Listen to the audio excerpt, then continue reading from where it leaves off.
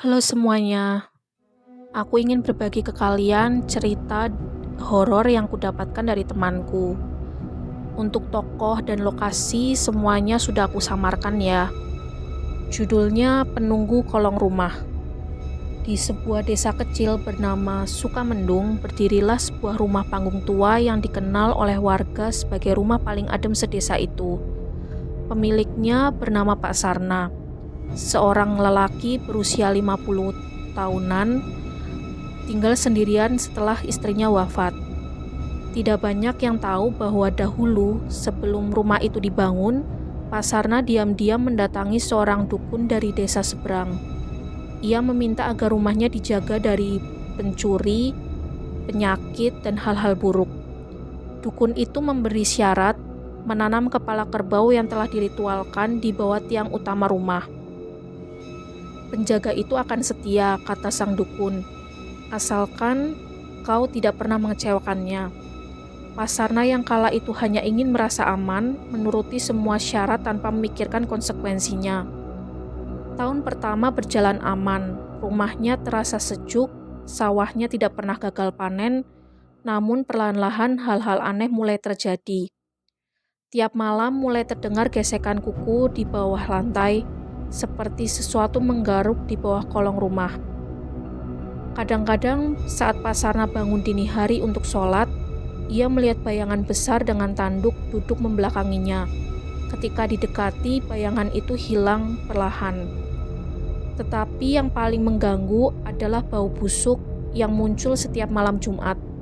Tidak ada bangkai, tidak ada hewan liar, baunya seperti darah basi yang mengering. Pak Sarna menutup telinganya terhadap semua tanda itu. Ia menganggap itu harga kecil dari perlindungan yang ia dapat. Sampai suatu kali, tubuh Pak Sarna mulai melemah tanpa sebab. Pak Sarna jadi mulai sering sakit-sakitan. Awalnya ia sering pusing, lalu makin lama ia sering muntah-muntah. Setiap kali tubuhnya melemah, suara gesekan kuku di bawah lantai justru semakin keras. Seolah makhluk itu semakin aktif ketika ia semakin sakit. Rumah ini dijaga, gumam Pak Sarna sambil terus memaksa dirinya percaya ritual itu bermanfaat. Namun pada suatu malam semuanya berubah. Hujan deras mengguyur desa, petir menyambar bertubi-tubi. Di tengah suara gemuruh, Pak Sarna terbangun karena terdengar suara dengusan berat dari kolong rumah, jauh lebih keras daripada sebelumnya.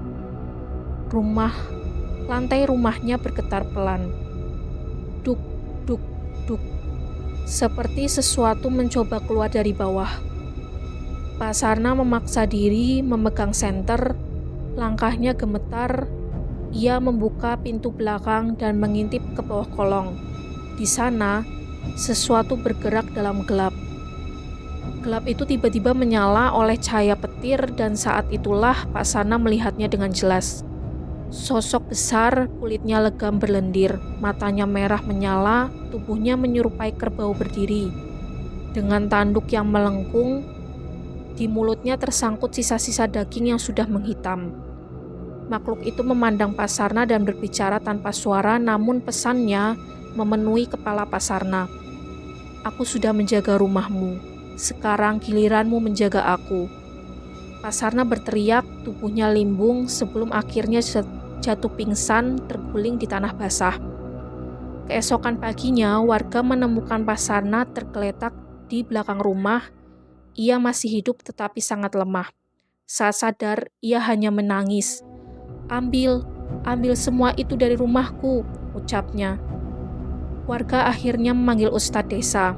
Setelah menggali daerah tiang utama rumah, mereka menemukan kepala kerbau itu sudah membusuk.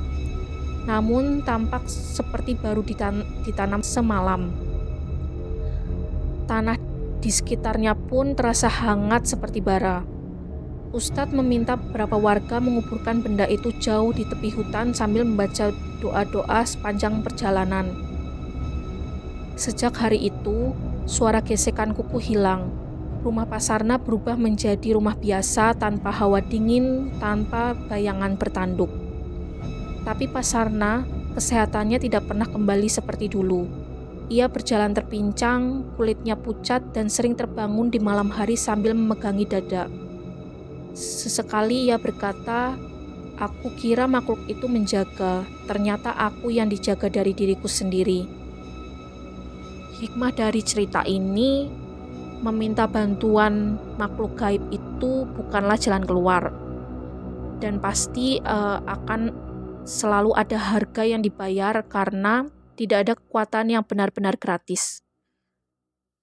See you on the next video.